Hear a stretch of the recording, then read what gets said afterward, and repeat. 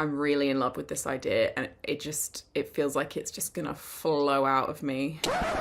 Honestly, I don't know if I've ever drafted so slowly in my life.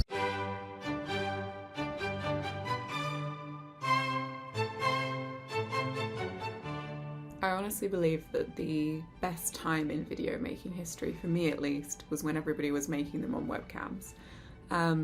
So that's what I'm doing. Okay, so let's take stock. I'm not at home. I'm at my friend Rosianna's. I'm waiting for a cake to be delivered while she's at uni. It is the 13th of January, 2022. I am making this video because I have always wanted to document the process of writing a book from start to finish, but that process is like 2 years long, minimum. But I'm gonna try and do it. 13th of January, 13,169 words written of this project, which is my second contracted YA book out of 2. I've already written the first one, and that's coming out in 2023. So this book, which is currently titled Laurel Lenoir is Not Finished, impossible to say, should be coming out in 2024. So this is like a time capsule. I've been writing 1,000 words a day. My deadline is in September. I have another deadline in September to write a whole new adult book, which I haven't even started. This is probably the most shoveled I'm gonna look for this whole video. 19th of January, 16,500 words. But every day I'm having to edit 20 pages because I'm doing the structural edit for a book that's secret right now, but is coming out in 6 months to a very tight timeline. That book is called Infamous. You'll know about it by the time this video goes up. But yeah, little known fact.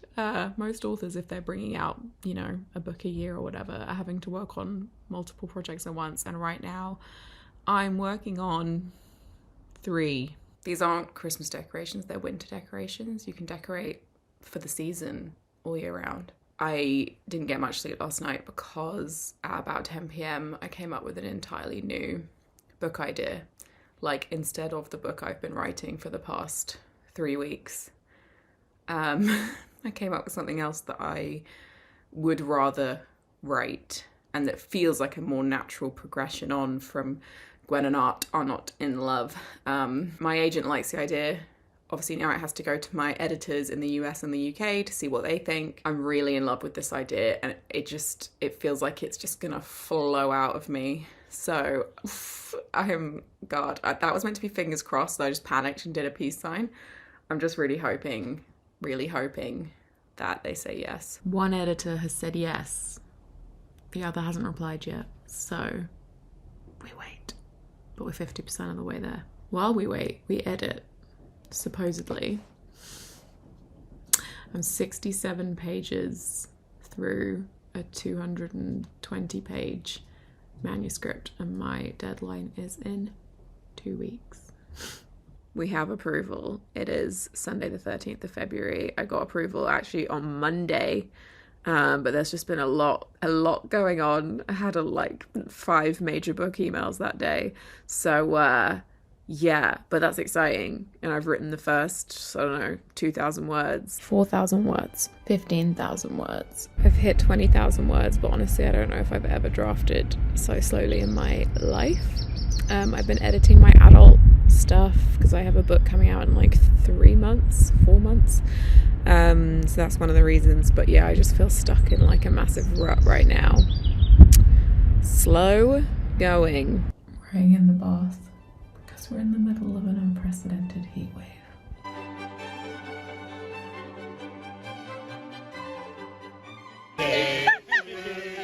Hilarious.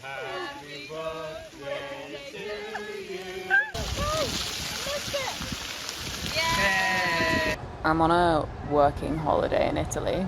This looks like a green screen background, but it's not. I just got out of the pool. I've been working here on this little deck by the sea every day, and I have hit 40k and 50k in the past 4 days. Here's the ocean. Very good. It's 3 o'clock in the morning on Saturday the 20th of August, and I have just finished the first draft of this book. And I am months behind schedule, but the first draft is done. I might cry. I've been given some extra time for this deadline, But actually I can't really eat into much of the extra time because I have a whole other book to draft by the end of October, and it's September 2nd and I haven't started. Yesterday I handed in the copy edit for Gwen and Art and Not in Love, and that was a lot of work. And I also handed in the past pages for Infamous, the US version. Every time I try and explain my schedule to people, they get so confused. Like, people are always like, so which book are you working on now? And I'm like, I'm still working on book 2, but I'm also working on book 3. I'm writing book 4 and I'm plotting book 5. The update on the book that this video is about is that I'm going to reread it on an e-reader. There's a bird yelling at me. I'm going to reread it on an e-reader to see like how it reads and all the things that are missing, and then try to spend the next couple of weeks fixing it. You may have noticed that it's been a while since the last clip, and you might be thinking, surely this is not like the same book that you are working on. A bunch of stuff happened between the last clip and now, most of which was writing a whole other book, editing a whole other book, preparing for the release of Gwen and Art, which is coming out in just over 2 weeks as I'm filming this. But today I'm sitting down and kind of cracking open the plot of this book again and trying to fix it. So I have notes on here from my editor and from my early readers, but then I'm also using the Save the Cat Writes novel, and here's my cat, like structure, just to check that all the chapters line up with kind of the right beats and like the right percentage of the way through the book. And then I am going to turn this into a massive spreadsheet. We have already pushed my deadline, I think once or twice, just because of everything else that's going on, because I have so many books that I'm working on at the same time. But I'm really excited to get into this properly. Unfortunately, I sat down to do this today and I've just had the past pages for my third adult book come back to me this afternoon with a deadline of next week. So I have to do that and put this aside again, but just for another sort of 5 or 6 days. And I'm just giving myself till the end of today to like block this all out and get it written down, and hopefully it stays inside my brain.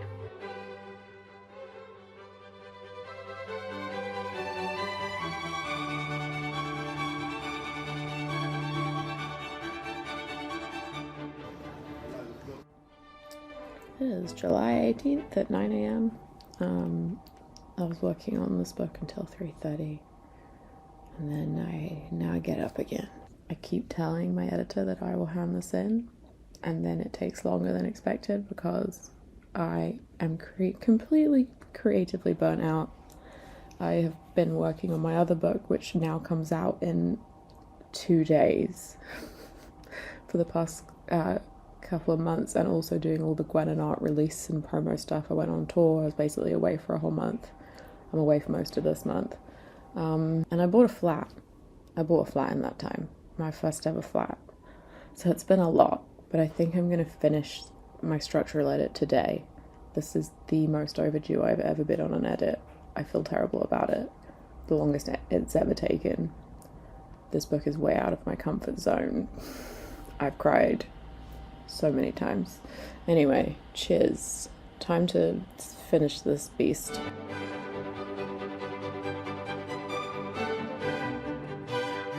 I have COVID. I have a book that is sorry to disturb. I have a book that we are trying to sell right now. I'll find out next week what the deal is with that book. It's like my next project after this book that we're talking about, Not for the Faint of Heart. Weird times when you're waiting to find out what's going on with something. You're like, will I be able to pay my mortgage? Do I need to get another job? We'll find out. Anyway, the other thing I have, other than COVID and anxiety, is covers in my inbox. I have cover options in my inbox. They're looking really good. Like, we are a few stages down in terms of development, but I am so happy with the artist that we are using. Bliss is like, why are you talking? It's nap time. Shush, it's okay. Basically, it's just looking good. I really, really like the direction that the cover is going in now, and I'm very excited for it. I might just show it. Maybe I'll just show it, and then we can see, where it ends up. This is where we're at now.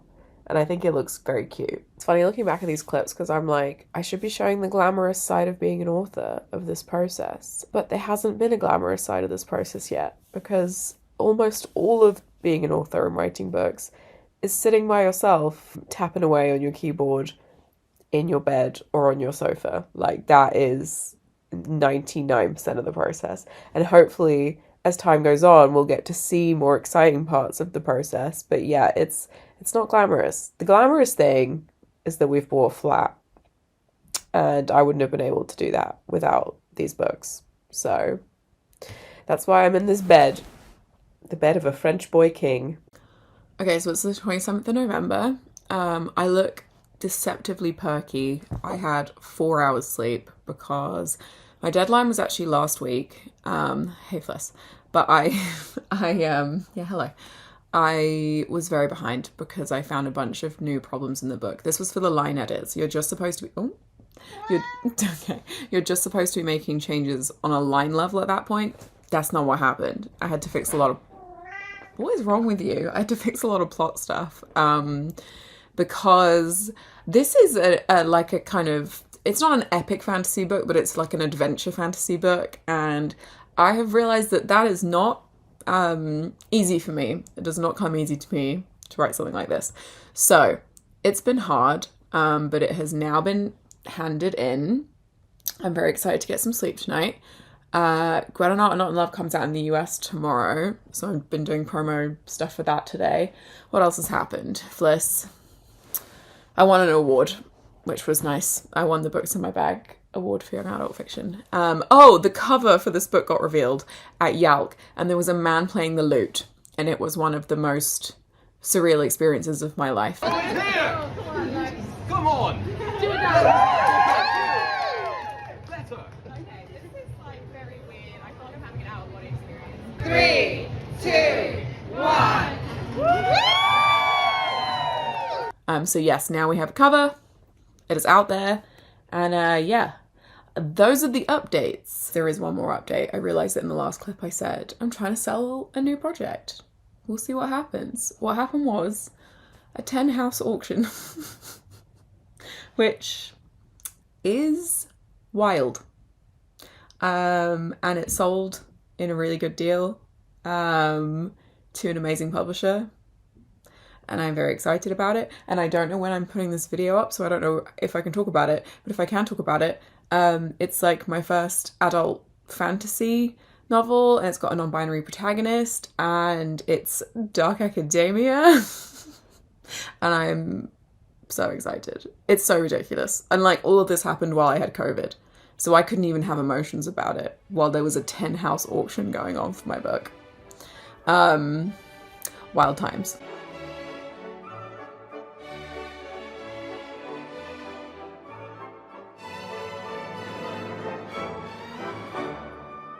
I'm in Wales. I'm going for a walk near Gladstone's residential library, which is where I am working this week. I am actually drafting my next book, but I'm still doing edits for Not for the Faint of Heart. Ow. And sorry, it's like really boggy. We are moving the publication date to August something. Can't remember the date. It's in August. We are doing that because I don't even know why at this point. Things aren't quite ready. Copy edit's not done. Copy edit can't be done by me because I'm still waiting on some reads that I need back, which just means that like I'm in a weird state of hi squirrel. Just in a weird place with this project where I can't move forward until I have all this stuff back from other people. So that's one of the reasons why it's delayed. I think also they just want to give it a bit more time and space, and there's some like changes happening at my publisher. I actually don't know how I'm going to get across this. It's like full bog. We've gone full bog. I think I'm just gonna, you just have to do it, don't you? I wonder what that sign says. Probably do not enter military testing site. Well, it doesn't fucking say anything, does it? Jesus Christ. Okay. Anyway, we are nearly at the finish line with this book, because once the copy edit's done, it's pretty much the last big edit, and then I will do past pages. Whoa, is that a river? And that's it. Then off it goes. I think proofs are going to come out February, March time, maybe. There's just like an intensely murdery vibe around here.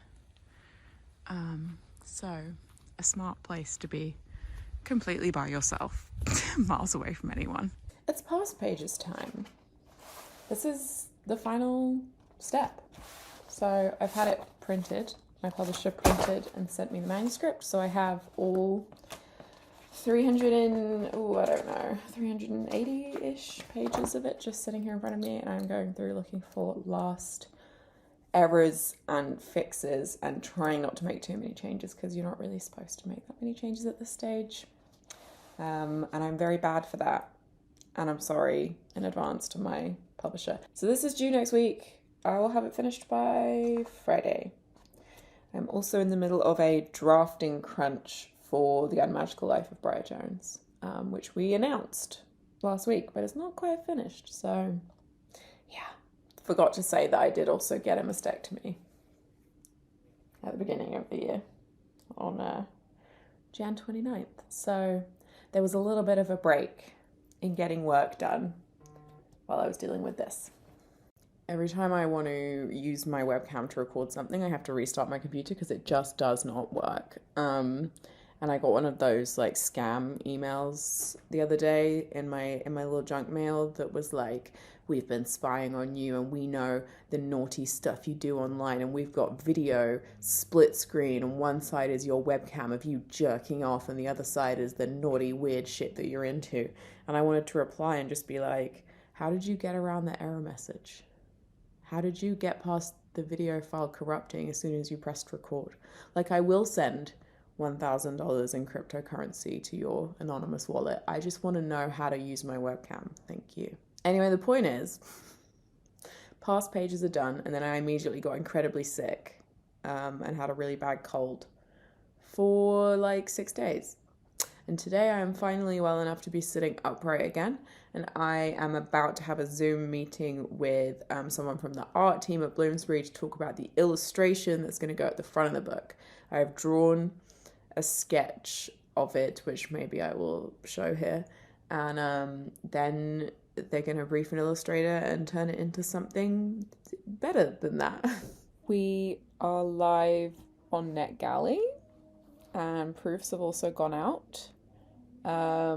So this is the worst time, the most terrifying time, very upsetting and troubling, because it means that readers and reviewers are getting to read the book for the first time. I'm very scared, like I'm genuinely very scared about this one because it was so hard to write. The proofs are incredible. The Bloomsbury team have done such a good job. They did amazing proofs for Gwen and Art too. This is a fold cover. So there's the book inside and folded up like this. And I'm going to get like a ribbon or something to tie it closed with, I think. But how good is that? Someone was saying, well, how can you read the book? You have to keep it open. It's like, no, you just fold the back. You just fold it down. Anyway, now I wait for reviews to start coming in. I don't read many reviews. I don't read bad reviews unless I'm tagged in them. But I do sometimes read the very early reviews. And yeah, none have come in yet.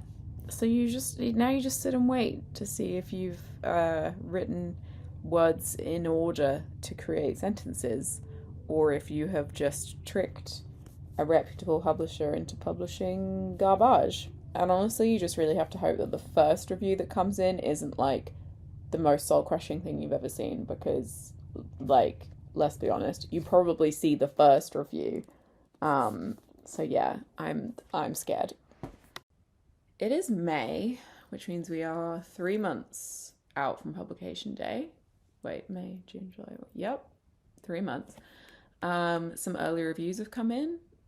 There are some good reviews. The problem is I refuse to believe the good reviews. I would believe it if someone said this book is the worst pile of garbage I've ever read in my life, obviously, but I would never believe it if someone said, oh yeah, pretty good book. Because obviously they're lying. I have signed off the little illustration map that's going to go in the front of the book, which is very exciting because that is very cool and I love getting to have things like that in my books. I'm also signing off the final like front and back cover, like how the whole wraparound of the book will look in the UK. This week is the deadline for blurbs, so the book goes out to other authors in the hope that they will read it and say something nice about it. I haven't really been on it this time with blurbs, so who knows? We'll get a few. We've had one, I think, already. It definitely feels like a measure of like success or failure, and also like a popularity contest when you see like what blurbs people manage to get. I was very lucky with Gwen and I got some amazing blurbs from some people that I massively respect. I hustled very hard for those blurbs, and I've not been hustling this time around. To be honest, my cat has cancer. By the time you see this, she will probably be gone. She's 17. She's lived a good life. I've had her for 8 years. But she is my baby. I always say that I gave birth to her, which is a normal thing to say, actually. And I also used to say things like, I want to be buried with her as grave goods when she dies. And you know what? Now that I'm facing the possibility that she'll probably die in the next few weeks to months, correct. That is what I preferably would like to happen. I want to be buried with her. But basically, it just means that I'm behind on everything. And I just can't bring myself to care, and I really should care because, you know, this is my career. It's like how I pay my mortgage. But I think there is that weird disconnect where like once you've finished writing the book, that's the thing I really, really care about. And then the bit where you are kind of expected to be involved in all the marketing and promotion, that's like a whole different beast and a hard thing to do when you are basically living in a cat hospice, because that's what my living room is now, and not really sleeping and spending all your time looking after a 17-year-old cat with cancer. Here she is, the old lady. She's so mad at me for picking her up. I feel very lucky to have this job right now because I get to hang out with her every day. Wow, this top really doesn't fit me anymore since they cut my boobs off and put them in the incinerator. Yeah, I get to hang out with her every day. I get to take care of her. And like just since the pandemic, since 2020, I've either worked from home in my old job or been fully self-employed as an author, which means that I've just been able to spend so much time with her. She has, you know, not really been alone very much for the past 4 years, which is like half the time that I've had her. So that is very nice, and I'm very glad that we've had this time together. I forgot some important stuff yesterday, story of my life recently. We have a Waterstones special edition, sprayed edge edition, which we have just announced today. Like, it was always my dream to get special editions for books. You're not supposed to have dreams that you don't have control over, so you're supposed to be like, it's my dream to write this certain kind of book and feel like I did the best job possible. You're not supposed to be like, it's my dream to be a New York Times bestseller and get special editions, because you have no control over that part of the publishing process. But obviously everybody has these dreams regardless. So yeah, we got a sprayed edge edition with Waterstones with a really good early order, which is amazing. And that's just been announced. And I've also just announced the pre-order campaign with indies. So we've got a couple of indies that we're working with, West End Lane Books in London and the Bookish Type in Leeds, which is a queer bookshop. And the pre-order incentive there is that the books will be signed by me, dedicated, which means I will write a personalised message in the front. Really confuses people sometimes what they're supposed to put. You don't have to put anything when you pre-order a book if it's signed or dedicated. You can just have me sign it, or it can be to your name or to the name of the person you're giving the book to, or you can ask me to put a quote in or draw something. People often ask me to draw something and I always draw a cat, although this time around I will be drawing a fox because it's more thematically appropriate. We also have a laptop sticker going out with those pre-orders, which is the cover illustration by Nicole Deal, who I love so much, but like, you know, zoomed in so you get all the detail of Clem and Mariel, the two main characters. Pre-orders are, they make or break you in a way, because pre-orders basically determine whether or not you get on the bestseller lists. I have never been on the main bestseller list in the UK, which is the Sunday Times bestseller list. Candidly, I probably should have been on it for Gwen and I Are Not in Love. By numbers, I should have been on it, but unfortunately, some things that were basically out of anyone's control happened, and the books shipped early, and none of those books that were shipped early counted towards the numbers, which meant that I lost like all my pre-orders when it came to counting first week sales, which is frustrating, but there's nothing we can do about that except hope that it doesn't happen again this time. So yes, pre-orders are very important, although I will say I hustled so hard when Reputation came out, my first book in 2021. I was shilling that book constantly. I was making so much content. I spent a lot of my own money paying for things like character art to promote it. And I think that we only got a few hundred pre-orders out of that, which is amazing. Like a few hundred pre-orders for a debut, incredible, because obviously most debuts don't get any pre-orders, and I was very grateful for everybody who pre-ordered. But you do sometimes look at like how much effort you put in versus how many pre-orders you got and think like, was it worth driving my body and soul into the ground to get that number of pre-orders? I don't know. Like, I wouldn't do anything differently, but there's only so much an author can do. Like, you have your limited audience and you have the amount of people who are willing to pre-order within that audience, and outside of that, it's really in the hands of everybody else in the process, which is a hard pill to swallow, and a truth that it's good to kind of acknowledge and believe. So you know that if you can't give like 1,000% to promoting your book and to doing your own kind of publicity and marketing, it's not going to make or break the book. I realize that the way I phrased this is confusing because I just said that pre-orders are make or break, but at the same time, you can't make or break your own book. What I mean by that is that, like, ultimately, it is the publisher who has the power to get your book into people's hands. So if you think about a book that got a huge deal up front, that means that the publisher is going to spend a lot of money on publishing and marketing because that's like part of the package. They need this book to be a success. They bet on it being a success. They think it's good and they think it's going to sell well. So you as an author might be able to convince a few hundred of your followers online to pre-order, or you might get like a little viral reel or TikTok and get a few hundred pre-orders from that. But your publisher are the ones who are able to speak to booksellers, get special editions out there, big pre-order campaigns, advertise everywhere they can to boost those early numbers. Little Miss Grubby Mouth just had to be a part of this video. She's doing good today. Well done. Fliss is gone. I'm recording this right now because I have a lot of makeup on for Era's tour, and I don't want to cry because I've cried every day for 2 months.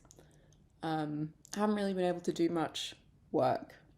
It's been 3 weeks since she died. But surprisingly, to me, life does go on. I just approved the final text for Not for the Faint of Heart because it's less than 2 months till the book comes out. It needs to go to print soon. And the other thing I have is the wet proof of the cover. A wet proof is where you get to see like the final colours that have been chosen. I'm going to be totally honest with you and say this is not the colour I was expecting it to be. I thought it was going to be a darker green. I'm going to talk to the team tomorrow because I'll be in the office anyway for a little Pride panel that they're doing. And we'll see if we can get a slightly darker Pantone colour possibly, but it's not the end of the world. This is still a beautiful colour. Like, it looks stunning. I love the foiling. It's gorgeous. The back as well. Oh my God. So that's where we are. I also have the US proofs. They just print the final cover usually. So yeah, this is the US proof. I need to kick into gear with promoting this book. Understandably, I've not really been up to it. I just wanted to get this update out of the way. The first one without her. We do actually have a cat in the house right now because we have a foster cat. He's very sweet and very confused.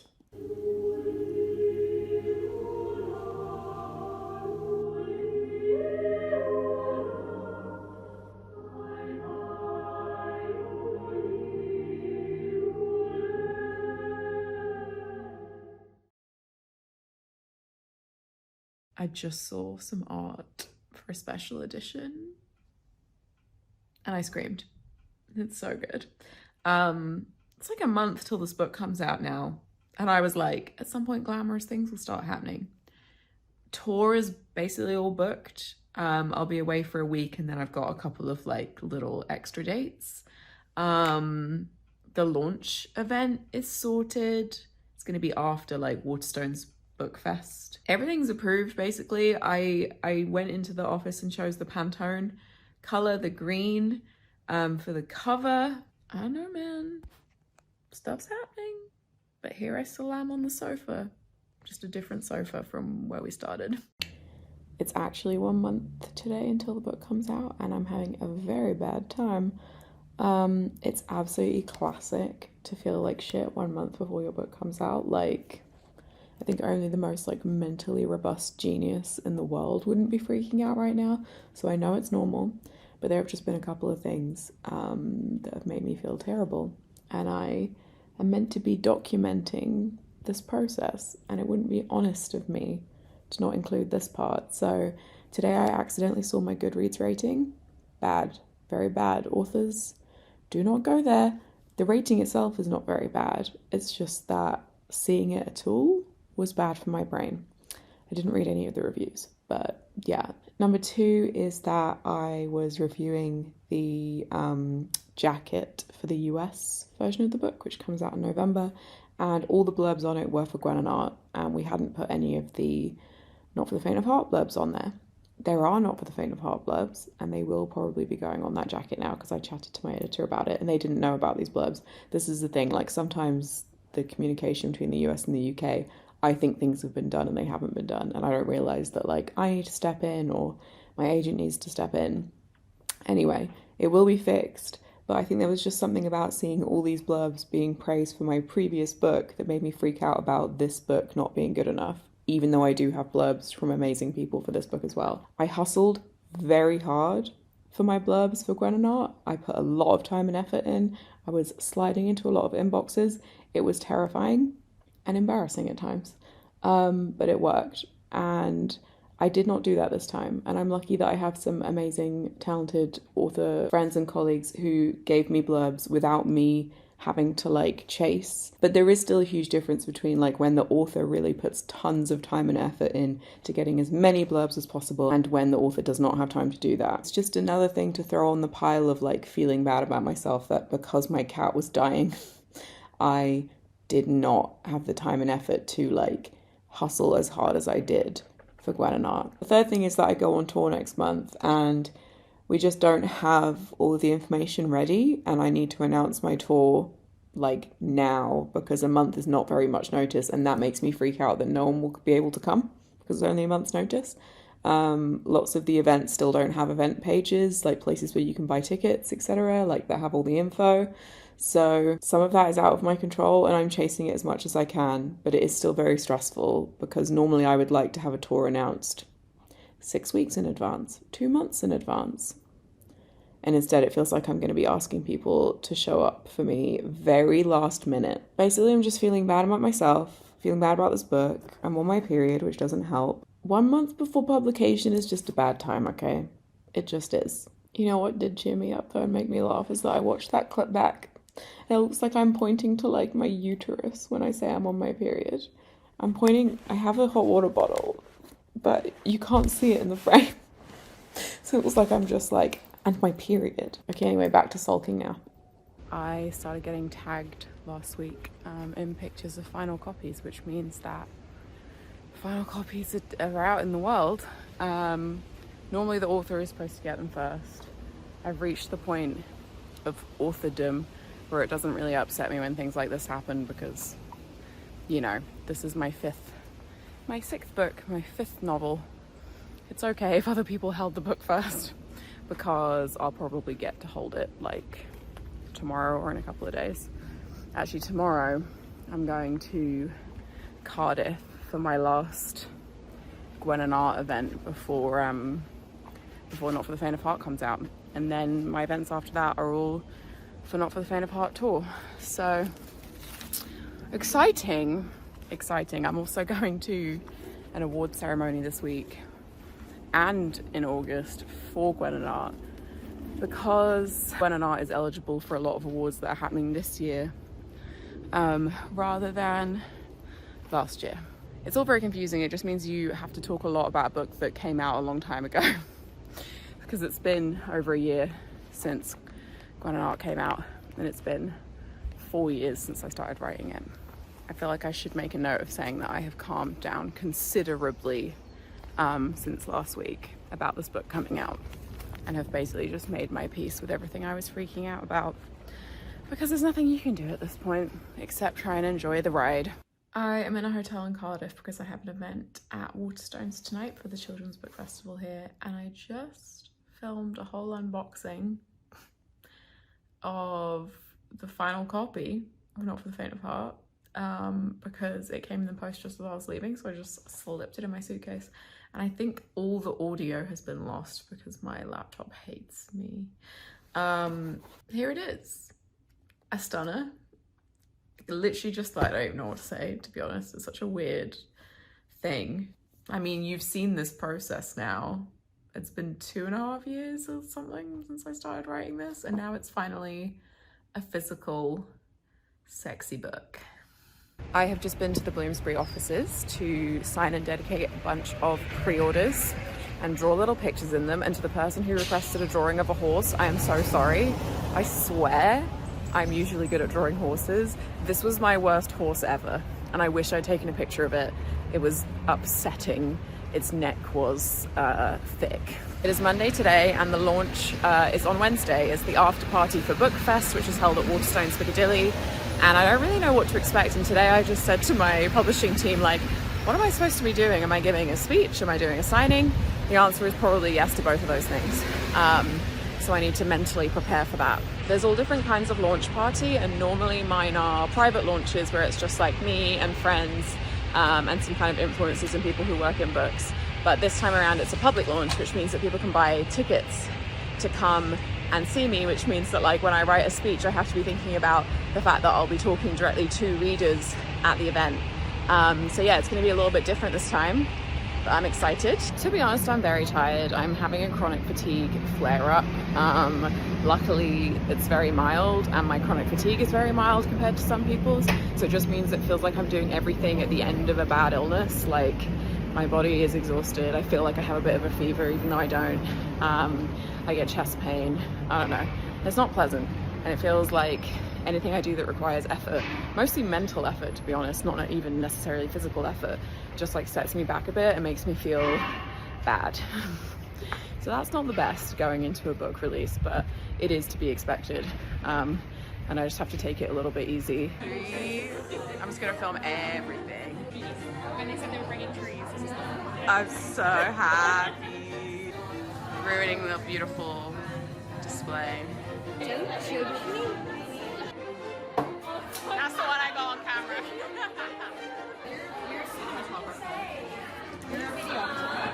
all these books. Whose books are they? They're my books. Where can people find these books? I don't know, on the internet. And in bookshops.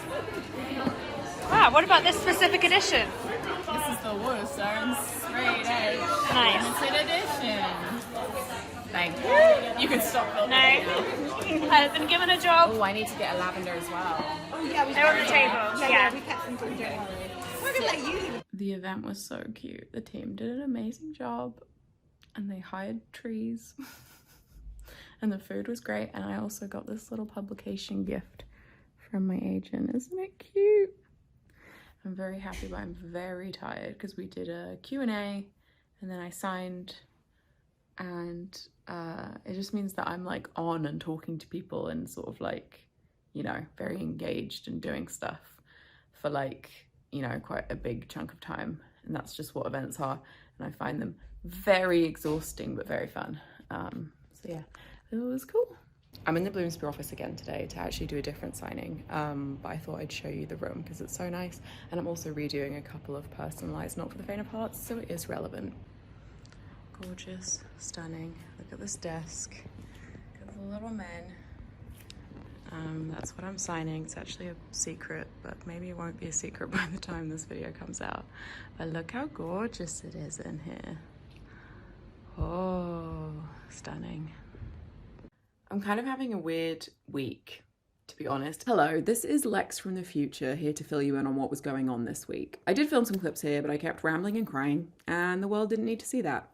Don't worry, because I do ugly cry later on in this video, so there's plenty of that to look forward to. My US publisher was under a social media and influencers boycott at the time because there were accusations that an employee at the publisher had made Zionist and anti-Palestinian statements. And 2 days before the book came out in the UK, I found out that a Pride UK online book tour had been cancelled in solidarity. And I was trying to update on that for this video. To be clear, I am fully in support of boycotts. I am fully in support of people voting with their money, full stop. I'm currently boycotting a lot of brands that I used to use on a weekly basis as part of the BDS movement because I believe that boycotts work. Me and some other authors have been pushing for a public response from the publisher behind the scenes for a long time at this point. I filmed the clip that I'm replacing here with this to try and convey that I was frustrated and upset that there hadn't been a statement from the publisher, and that I felt like I was asking my readers to cross a picket line or do something that I myself wouldn't necessarily be comfortable doing every time I asked people to support my book or buy my book. To be honest, I didn't really convey that very well during all the crying, and I also think that given the context and the bigger picture, it's a fucking weird thing to cry about on the internet. So that is why you have future me here instead telling you this. Later in the video, I update on the action that I decided to take after this, and I just wanted you to have the context for that. And I also just wanted to be honest about what was going on at the time. The fact that there was an influencer boycott that included this book was very much a part of the experience of this book being published and made it very different to my other book releases. And that's it. Back to publication week, Lex. I'm in Nottingham. Tour begins today and then goes on break tomorrow until Monday and then starts again, and that's when I'm away for a full week. But this is my hotel room in Nottingham. They were like, we've upgraded you to a king-size bed. And I'm like, well, technically yes, but in another very real way, no. I have finished my ritual of checking for bed bugs and it's only about 2 o'clock in the event. I don't have to be there until I think 6. So I'm gonna go see what I can see in Nottingham and maybe leave a copy of Not for the Faint of Heart at the Robin Hood statue. Although I might chicken out because there'll probably be loads of people around. If I do chicken out, I guess I'll leave it there later when it's dark and probably someone will just throw it in the bin. Also, these are my friendship bracelets that I got at my first event. One of them says, Not for the Faint of Heart. You can't really see, I don't know why I'm doing it the worst way possible. And the other one says Clariel, which is Clem and Mariel's ship name, is what I've been told. So I love it. Say hi. Thanks, that was really creepy.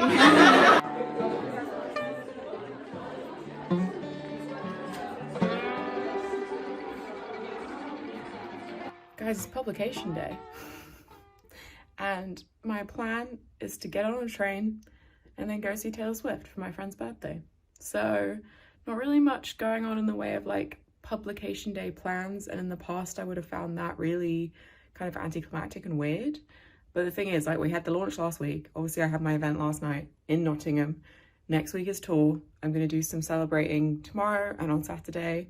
Because you have to celebrate your like wins and achievements and stuff. But yeah, it's not really a big splashy day today. I'm just gonna kind of be living my normal life, although I am gonna try and make a stop on the way to the train station. We'll see if I get there.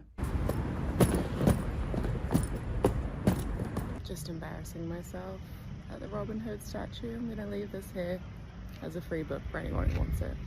There you go, free book in the care of old Robin Hood at the castle. That was actually a really nice thing to do on publication day, so now I do feel like I've celebrated. I nearly cried actually. Anyway, bye Robin. I have some pub day flowers from my partner and from Bloomsbury. They're very cute. My sister sent cakes. She does this for all my books because she's the best. And they're very cute and they're vegan. I'm doing a kind of delayed release celebration today. I had a lovely brunch and now I'm going into town to sign stock everywhere I can find it. I have been told that hopefully I should be in stock in pretty much every Waterstones unless they've sold out, which is amazing.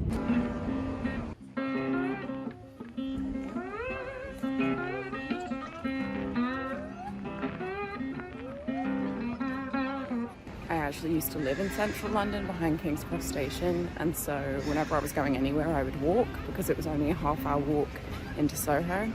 And I forget how nice it is in central London. Regret to inform you, London on a summer's day, actually very good. One of my favourite things about Trafalgar Square is that they changed the traffic lights to be themed for Pride. And then I guess it was too expensive to change them back, so we just have gay traffic lights all year round. I love having the sprayed edges because it means I can see it from a literal mile away. Hello, my child. You don't have to be quiet, don't worry. I'll just use like a 1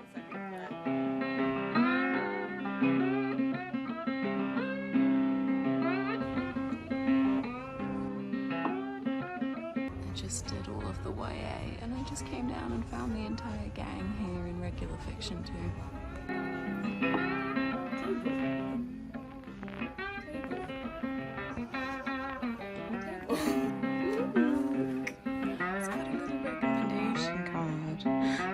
To read it.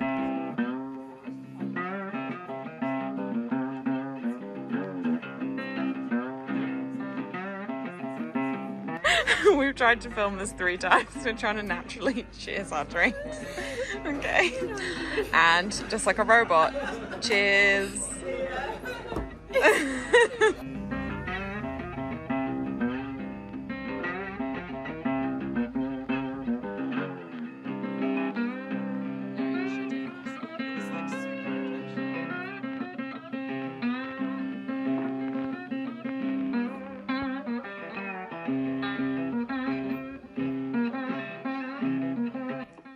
My nails done ahead of tour to match the book, and you can't really tell in this light, but it's very cute. It's Monday, so it's the day that like my proper week away for tour starts, and I am experiencing a chronic fatigue flare-up.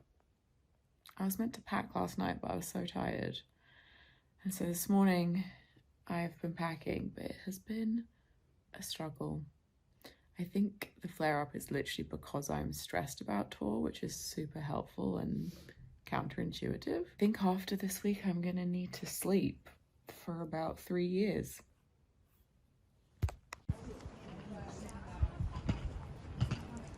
Exeter, stop 1 on the tour. Already got my little cloak on the bed.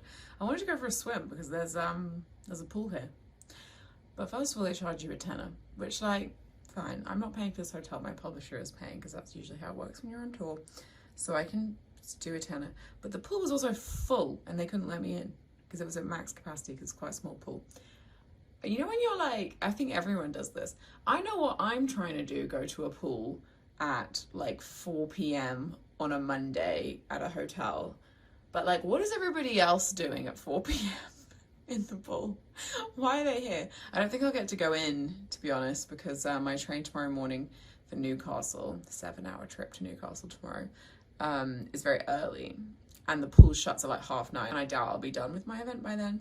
So that's kind of sad, but the point of tour is not to like enjoy your hotel or enjoy the city. You barely get to see anything when you're on tour. The point of tour is just to do your job. So I will simply do my job. So I guess I'm just gonna lie here completely still, doing and saying nothing until it's time to get ready, and then I will rise like Dracula because I need to conserve my strength. Conserve my strength, please don't waste your breath, so that the event is fun and high energy, so all my energy has to go there.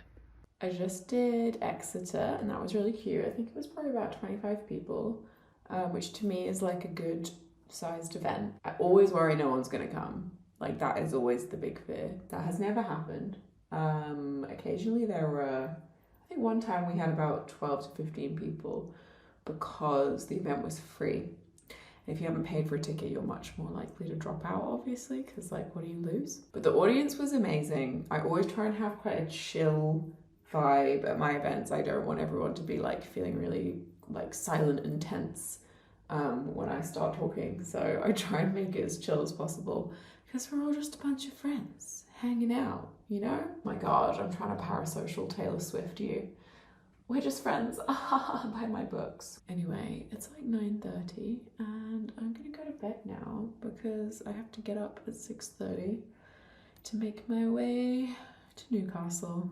But yeah, good start to the tour. Very good vibes. I had fun. Funny to me that I feel like the face I have at 6:30 in the morning is not the face I have the rest of the day. It's a completely different face. Like a little shrimp face. Anyway, I've got to go to Newcastle now. I have to go up the hill to get to the station, but there is a rainbow, so there you go.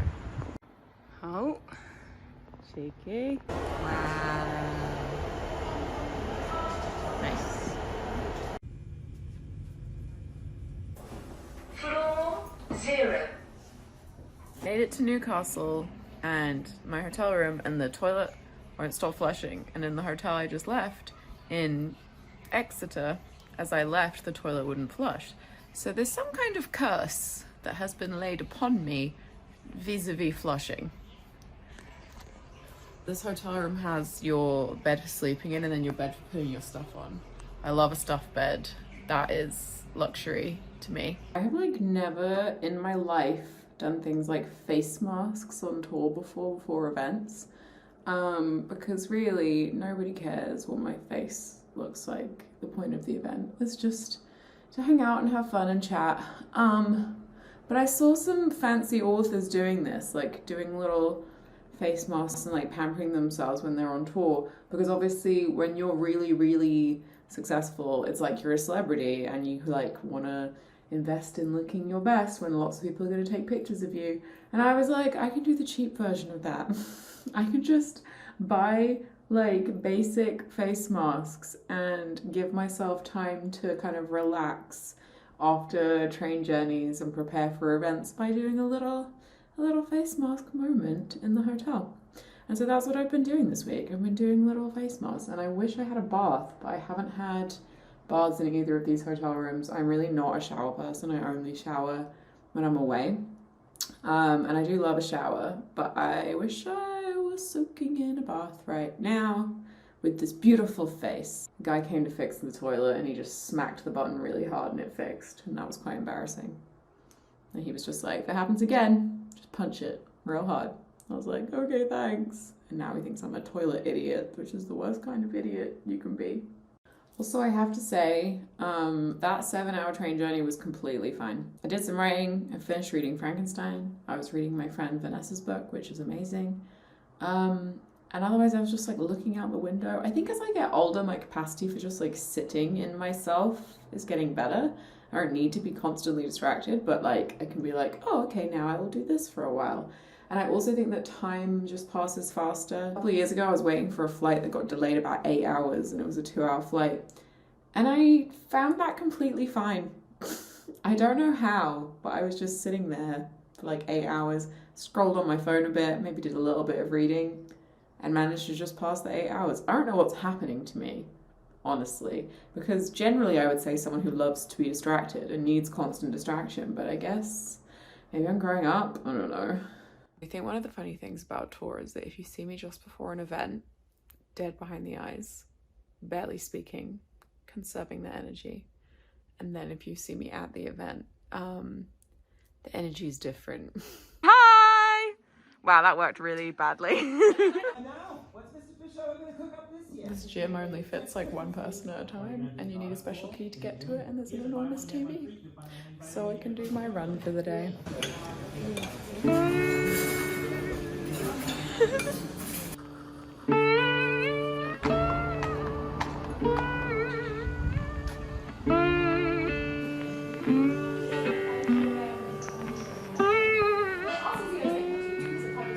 It's funny when you're like in publishing because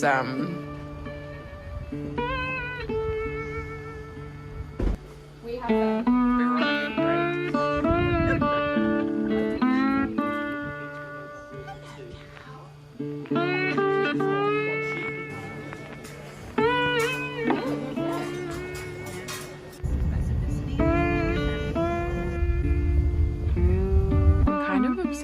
room in Edinburgh. Ignore the hideous Hilton carpet. It's the corner room. So it has 3 windows. It's so nice.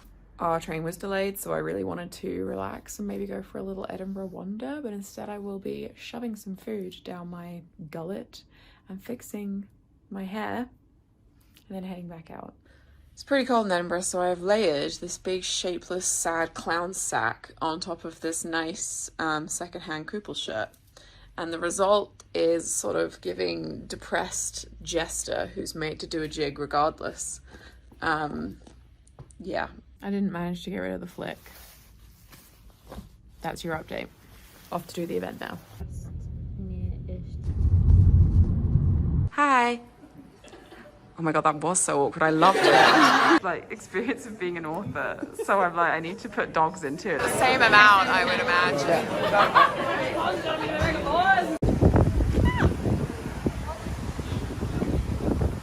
You often don't really get to do the fringe when you're here for Edinburgh Book Fest because you're only up for like a day or two, or I'm only up for a day or two to do my own events. But we went to the Pleasance Courtyard and I saw one show and my editor saw a different show. And we were in the Pleasance Courtyard bar for maybe 6 minutes and we just instantly bumped into so many famous comedians, or at least comedians that are famous in my heart. I have a little tradition at the Fringe that I watch all of the military tattoo people march down the hill after they finish, because it's like 80 quid a ticket to actually see the military tattoo. But you can stand along the hill and watch them come down and they're still playing. Please enjoy this brief interlude for a minute and a half of Scottish piping.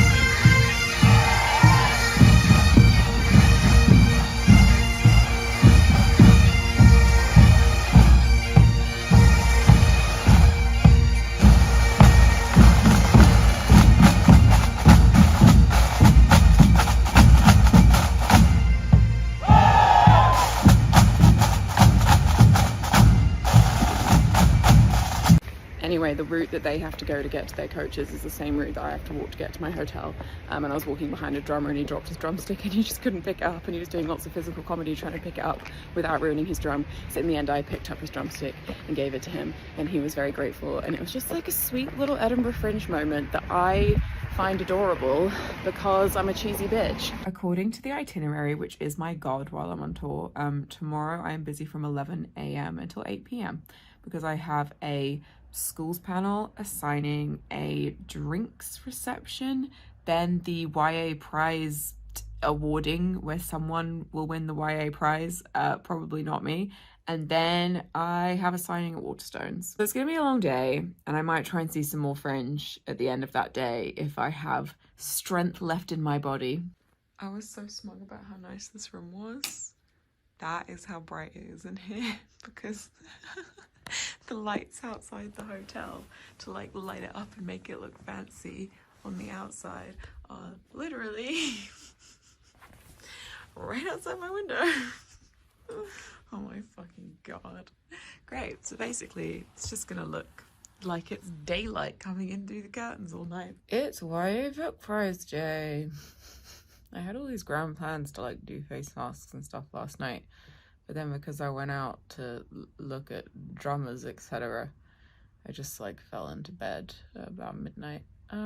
But yeah, I'm feeling very tired today. And when you look back at what's happened this week, I haven't really done that much. Like the actual work you have to do in a day when you're doing tour is like 2 to 3 hours normally, like maybe 4 if you do lots of stock signing. I think it's just the like, you know, club, another club element of the fact that you are constantly moving. But actually, yeah, I do get to stay in this hotel room for 2 days. So I don't have to pack up this morning, and that makes me happy. Not that you can tell because of this terrifying facial expression. Anyway, I bumped into Annika, one of the other authors from the YA Book Prize, at breakfast, and that was nice. Now I'm just gonna get ready, and I want to go for a little walk before I start my day so that I can actually see some Edinburgh. So I gotta hustle. Also, I had grand plans of like looking cute for the YA Book Prize, and I love this jumpsuit, but it has shrunk. So now it just shows a nice strip of hairy leggy. What a treat for everyone involved.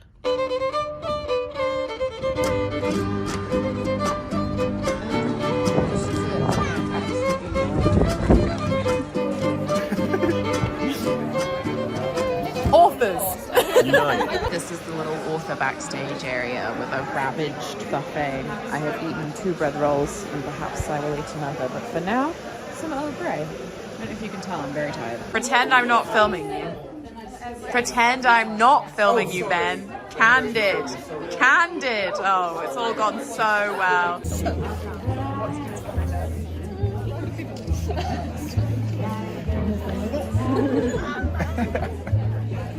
The winner of the 10th YA Book Prize is Gwen and Art Are Not in Love by Lex Croucher. And now I'm just going to cry in front of everybody. But thank you so much to everybody at the YA Book Prize.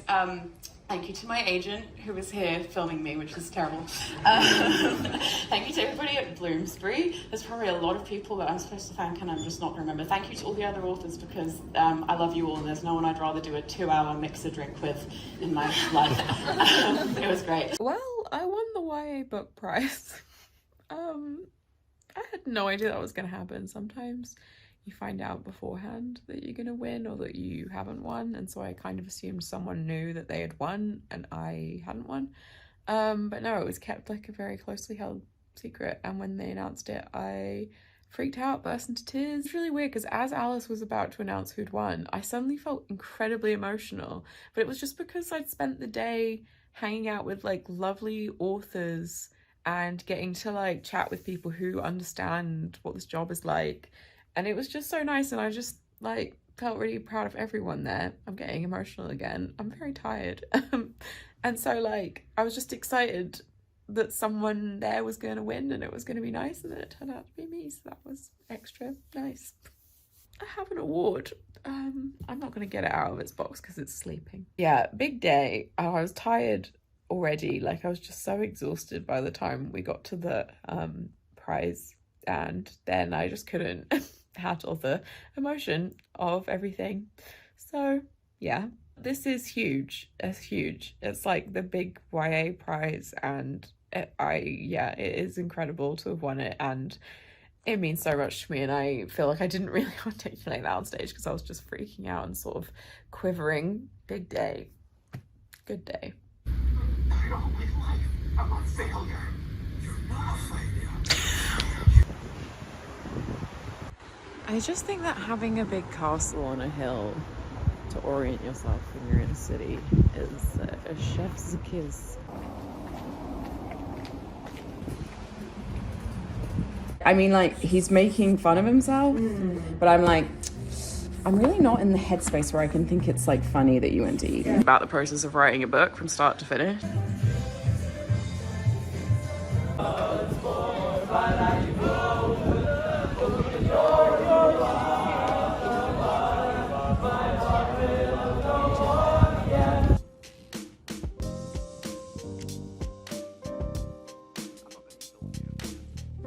I bought myself a hat because that's the rule. You win a prize, you get a hat.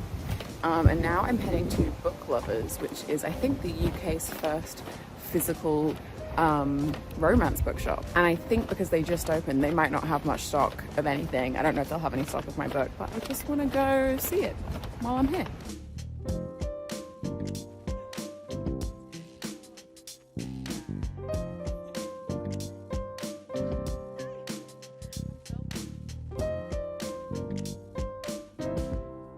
I'm in Glasgow and the hotel room is cute, and I only realised how tired I was when I'm in room 420, and I suddenly realised when I got to my room that I'd been walking down the corridor going 420 blaze it, 420 blaze it, 420 blaze it in my head over and over again.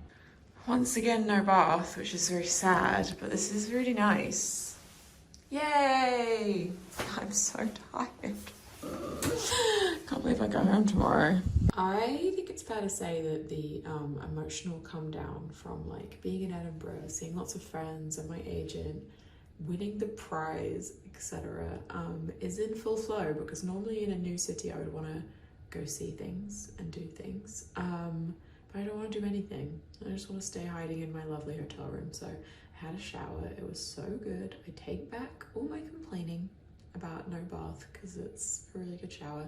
And now I'm doing my face mask 1 of 2, just because I feel like I need to take care of myself. And then I'm just gonna order takeout, get ready, do the event, come back home and get a really early night. That just sounds so good to me right now. I've had to layer this jumpsuit with a shirt twice on this tour because I just underestimated how cold it would be not in London. But I'm actually kind of liking the energy. Filming you, wow. I didn't really film anything at that event. At category is books. And the booksellers there, who were amazing, gave me a little gift to say thank you. And that is so nice. And I'm so tired. And I'm so like, just emotional. Coming to the end of this week, so I'm just going to show you what they gave me, and that can be my little representation of this event. A little badge that says "In Sappho we trust." I support gay wrongs, so true. This pin which says "We have been gloriously happy," and then stickers. This one says "Love and power to the queers that live here," "Hooray for homos," "Queer solidarity forever." This says, "And they were two mates," which is very appropriate for me, a huge fan of the Loch Tomb. This one says, "Heteronormativity is a plague." And then a very, very cute little hand-pressed pin badge that says "They, them," which is perfect. And this says, "LGBT books save lives," which is so true. I also have an amazing tote bag, which has the shop front on it. And they also gave me, I don't know if I can find it, they gave me, here it is, it's a badge that says "I transitioned to annoy J.K. Rowling." Anyway, good week of tour. Now I'm just gonna go to bed. I'm so tired. Oh my god, I'm so tired. Yeah, sleepy time. And tomorrow I go back to London, and then yeah, I don't know how many more updates there'll be around now. I've got some more events, so I'll probably film those events. But really, post-publication stuff will probably taper off, and then there'll be more stuff happening when the book's going to publish in November. It feels weird to be like signing off, see you in November, because like to you watching this video, that will be nothing, but to me that feels like a lifetime away. But I won't see you in November. I'll probably see you in like a week, because I have an event at Gaze the Word, which I also can't wait to do. I leave, I go home. This bit of tour is over. Okay, bye. So, book's been out a couple weeks now. I don't really know how well it's sold because I don't like to know. It's not like useful necessarily for me to know the exact numbers, even though I know lots of authors are on top of that kind of thing, because, you know, it's our jobs. I don't know, I think my job is to write the book, and everything else I'm just kind of like, anyway, I'm feeling okay now. I was very tired after I came back from tour, and now it's been like a week at home. I have an event at Gaze the Word on Thursday, and then I have an event in Stratford, I think the week after. They feel a lot more manageable because there's just like one individual event, which is funny because I asked my tour to be scheduled as a proper tour where I was away for a week to try and get it all done in that 1 week. I guess this is the like come down moment after the book comes out, where there's been all this build up and then suddenly it's just out and not that much in your life changes. But I'm used to it. So luckily there isn't really a crash for me after a book comes out anymore, because I go in with basically no expectations about how I'm gonna feel. I don't expect to have this like big huge moment. I don't expect to be like the most happy I've ever been. I'll be signing book plates for the US release this week. Oh, that's another thing I wanted to talk about. Since I last talked to you, here is what happened with the SMP boycott. I pulled my next book from publication and I cancelled that contract. I'm glad that SMP made a statement that seemed to address more of the boycott demands. My 2025 book is still going to be pulled. We're not going to reinstate that book. And Not for the Faint of Heart will still be under boycott for some people when it comes out in November. So there's not really anything more I can do about that, I don't think. And I think it's fair enough if people want to continue to boycott. I really love rounders. I'm very competitive. Say hi, guys! Oh my god! Never mind. Today I leave for Stratford for the last event that's like an actual tour event for me. And then after that it's just like Comic-Con and Yalc and stuff like that. I also leave for the Jane Austen Festival, and I am so fucking stressed. You would not believe the amount of costuming I'm having to stuff in my suitcase. I just spent I got up at 6:45 to look for a dress that I'd lost. Not even for me, but because I promised someone they could borrow my Regency dress, and it's been lost apparently for the past year, but now it's found. Also I have to take the foster cat to the vet, drop him off because he's staying there while I'm gone. It's also day 2 of my period and my cramps are so bad, and like I'm just being such a fucking baby about everything. I am excited about Stratford, but I have to get there first. Hat, give me strength. Just going full cloak through the streets of Stratford and just hope that people think I'm being like paid to be a bard impersonator. I think I look just like Shaky P. This is lovely. See, this is what happens when you stay an extra day after an event, is that you get to actually see nice places. Very pleased with myself. This is where Shaky P was born. Thanks, Mr. Shakes. I have taken a conker from Shakespeare's garden.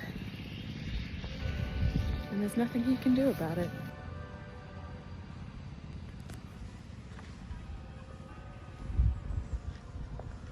I have also stolen a windfall apple from Anne Hathaway's garden, which is probably, you know, full of worms or completely inedible. I just thought I'd do an update. What's the update? The update is we have confirmed an event at Strand Bookstore in New York with Casey McCriston, so that's amazing, and I love Casey, and we've done an event together before, and I met them while they were in London, and yeah, very excited about that. Not for the Faint of Heart is like an indie next pick, which is very exciting, and it's got a couple of other little things that it's being included in, like roundups and deals and stuff. It's September the 23rd, so I'm like kind of right in the middle of UK release and US release, and it's a little bit of like calm in the eye of the storm, you know? And I'm working on 2 other books so it's not that calm. I have a lot of deadlines and I'm quite behind. I'm also currently in the middle of a US auction for my next book because it had been on exclusive submission. Sorry, I'm looking around a lot because there's a lot of cattle and horses around here and pigs, and I just want to be aware of where they are so I can make them aware of where I am, because they're usually very friendly. I'm in Dorset, by the way. But yeah, don't want to upset them. Yeah, I'm in the middle of an auction, a US auction, which like should be getting confirmed. What's happening with that, I think tomorrow, and I'm in the middle of nowhere with like basically no internet or phone signal, so that's exciting. It's actually probably the perfect way to be in the middle of an auction, just with basically no idea what's going on. And I'm working, Sorry, there were a bunch of deer just staring at me from over there. And I tried to turn the camera around and film them, but they were quicker than me. What was I saying? I don't know. Maybe it's not for me to know. Oh, we'd been on exclusive submission before to my publisher, which means you just send it to one publisher and say, hey, do you want this? But then because of everything that was happening with the boycott, we decided to go out again in the US to see if anybody else wanted it. And luckily, 6 publishers did. And I still don't know who's going to get it, because that's what an auction is. So I'll find out who's going to win. I mean, I do get a bit of a say in it. You don't just have to hand it over to the person who has the highest bid. But yeah, I'll find out who's publishing that soon. Anyway, that's not to do with Not for the Faint of Heart, which is what this video is about. It's really weird because, like, I think you've probably noticed by now that you're always working on 2 books, 3 books, 4 books at the same time. So it just feels like there's always so much going on that to talk about one thing when I'm talking about like my writing career and what I'm doing completely ignores like a million other things that are happening at the same time. So yeah, technically on this trip I am drafting another book and waiting to find out about the sale of another book. Look at these horses, they're so cute. And they really don't want me to go anywhere near them, so I'm respecting their space. I also just wanted to say that Not for the Faint of Heart was not a Sunday Times bestseller, which is the bestseller list we have here in the UK. I think the sales were pretty strong, but yeah, obviously not enough to get on the list. We don't have a YA list in the UK, it's just a children's list, which makes it a lot trickier because obviously you are competing against every other children's book. So like you bring out a new book and you're competing against like Harry Potter and David Walliams and all these people. What can you do? I mean, how am I feeling about it now? I don't even know. I'm just kind of like, well, surviving each launch as it comes. I think there's another deer up there. And it's gone instantly. I used to find, whoa, calm down.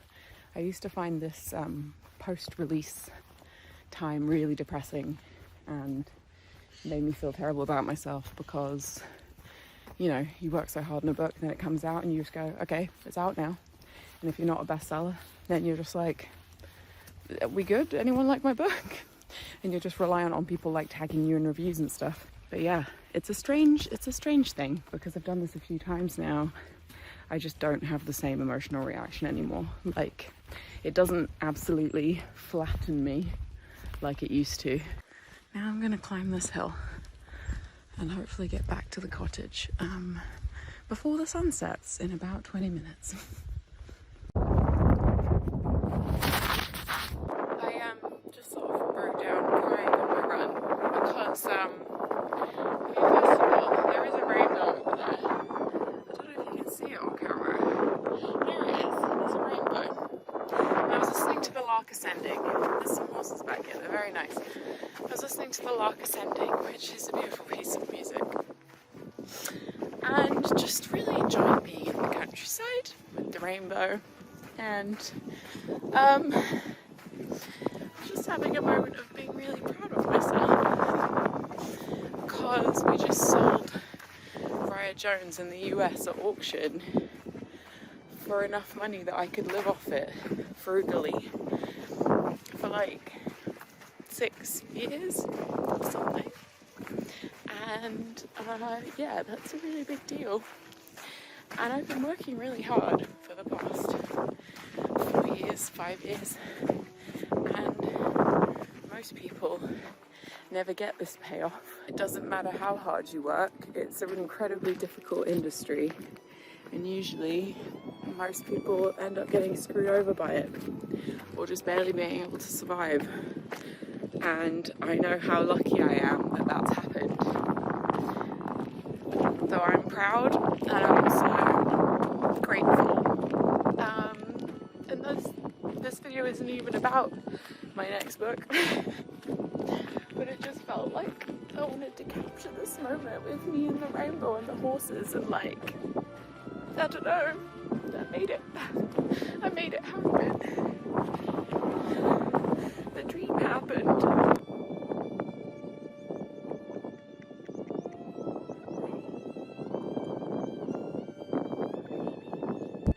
You guys, it got even better because as I was coming to the end of my run, Elgar's Nimrod Enigma Variations came on. It's my favourite piece of classical music because I'm a basic bitch. And I recently saw it live for the first time and like, it completely destroyed me. Anyway, it started playing just like on shuffle on the classical playlist I was listening to as I was like in the last, I don't even know, like half a kilometre. And as the music swelled, it started to pour with rain. And I was just like laughing and crying and sprinting through the rain as the music played. And then the piece ended literally as I touched the gate to get home. I don't believe in like God, but I do believe in like the world being beautiful. And this was, oh my God, this was a moment of just like pure euphoria. Now I'm gonna eat chocolate and cry in the bath.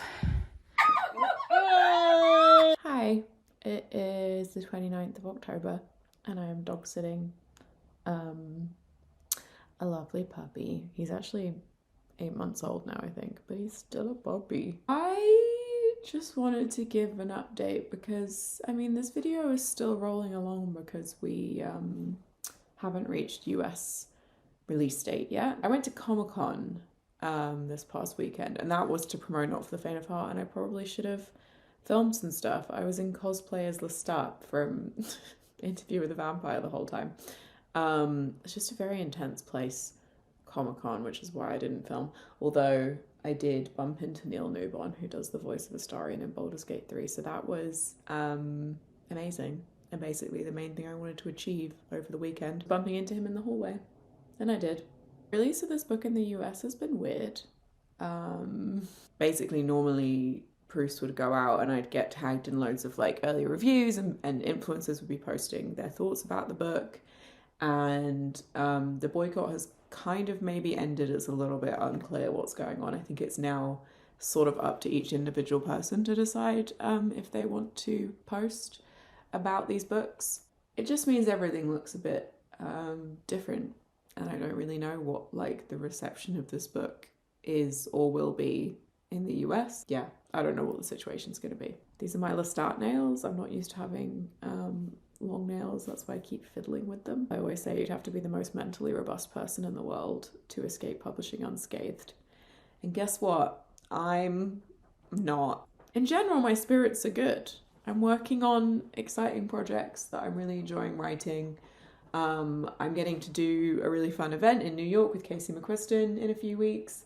Like, it's good. It's all gravy, baby. It's just if I examine really like what's going on in the background, specifically about this book, I'm like, yeah, okay. I don't feel great about it. C'est la vie. Good boy, Remy. Are you my scaredy cat? Are you my scaredy cat?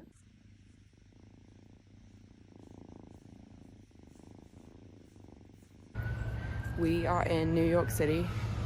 This is just a classical example of New York City. We're at the Met Cloisters and the book comes out next week, but tomorrow I have my US event with Casey McQuiston. So that's exciting and terrifying because I've never done an event in the US. I'm gonna do this really badly because you're filming it. Perfect. It's gonna be really embarrassing. Your hair is very much in the way. I'm sorry. That's okay. Sorry, I have hair. Just keep your head tilted to the right. I just got back from launching the book at Strand Books in New York with Casey McQuiston, and I completely failed to film anything.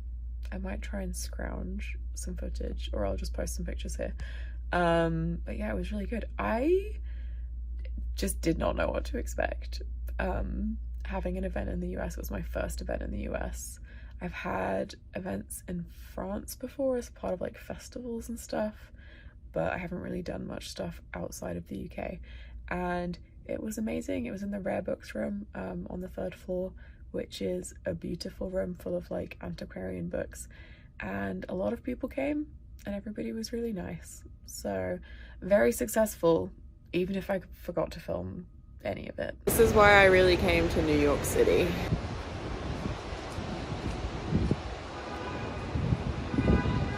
I don't want you to think that this is like a sad end to the video or the journey that I just get on a plane with my tragic middle part and that's it.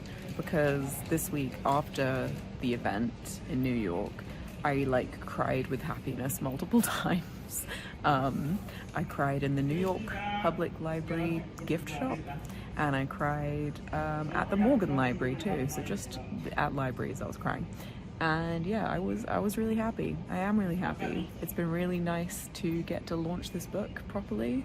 And yeah, it doesn't feel like a kind of bad ending to this chapter to me just because like on the day of publication, I'm getting on a red-eye flight home. I'm happy because I'm going home to my kittens. And yeah, that the journey of this book is over. It feels good. Not for the Faint of Heart is an indie bestseller. And I'm extremely happy and extremely relieved. Like, I think that's my number one feeling, honestly, is like a huge weight lifting of worry that like nobody was gonna buy this book.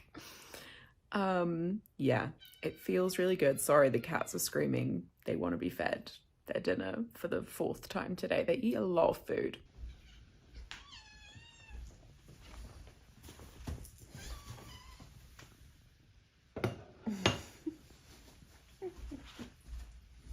Indie bestseller specifically means a lot to me, as I'm sure it does to a lot of people. So yeah, big day for me. I'm just so grateful to everybody who pre-ordered the book and supported it during the first week, and the booksellers who probably have been out there hand selling it to people. Thank you if you are one of those people and you are watching. Yeah, relief. I have to say, like, I know that I don't come across as the most excited, positive person in this video. Like, I've watched some of the clips back and I'm like, my God, you are living your dream. Cheer the fuck up. It has to be said that basically the whole of this video has been filmed in a very stressful time of my life. This has been like one of the worst years of my life. You know, I lost my cat. I had a really big surgery. There was just a lot going on. And okay, hi. Not the butthole, please, good Lord. And even before everything that happened this year, trying to juggle all these book projects honestly nearly killed me. I just want to make it clear in this moment of like celebrating and being so happy and thankful that like I am so glad this is my job. This is an incredible job to have. I feel so lucky every day. If I don't come across that way all the time, it's because it is also hard. It is also exhausting. And yeah, just like the past few years have been tricky, and I put a lot of pressure on myself to succeed. I think that just comes across in this video. Like, take a fucking shot every time I say I'm tired. We get it. You have chronic fatigue. I also just wanted to say that like there is no way that when I began this video I thought that I would be filming the end of it in my own flat, that my beloved baby cat Felicity would be dead, that I would have 2 new kittens who are currently chewing on my laptop as I edit some of the clips from this video, that I would be a New York Times bestseller, that I would be selling books in like big auctions. I don't know. So much has changed. You can tell I just watched some of the video back because now I'm crying. This might be the last update. And it's really funny because I feel very self-conscious about how I look on the internet, and I keep looking at these clips and going, wow, this is really how we're returning to YouTube after years away. But you know what, like, that is real and that's not important. And cricket, don't delete this video, I swear to God. And like, that's just what it is genuinely like to be an author. This is me back on the couch with kittens on my lap, sitting at my laptop at 9 p.m. This is my job, and I am so grateful that it is. You got anything to say, boys? No? Surprising frankly.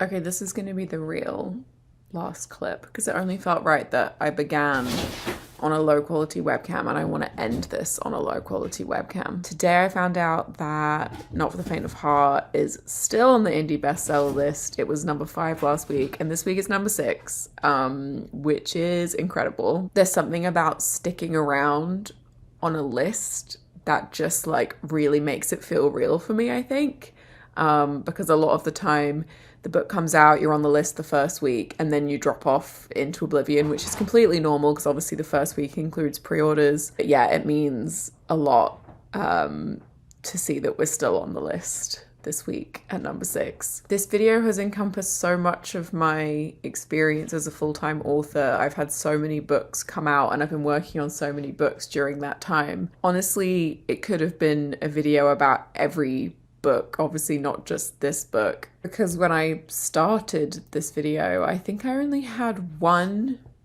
book out. That can't be right. I debuted in 2021 and I think this video started at the beginning of 2022, is that right? So yeah, that means that I've had 4 books come out in the span of this video. And yeah, it's been beyond my wildest dreams. I kind of said some of this stuff in the clip the other day, but I've been thinking about it more and more. I'm in a bit of a difficult spot right now creatively. Sorry, you just have to ignore the sound of kittens parkouring off every surface in this room. I'm in a bit of a rut, I guess. I'm just very tired. It's the 11th of December. I'm winding down for the year. And looking back on everything over the past couple of years, I guess I'm not surprised that I'm feeling a bit creatively burned out. But I think this is just part of how it goes. This is the cycle. And I will write again and I will have more books coming out. I am so excited to move in the direction of kind of adult fantasy, proper fantasy, for my books to maybe get a little spicier, which is very scary for me. I feel like in general, I'm in an amazing place. I'm in an amazing place in my career that I'm so thankful for.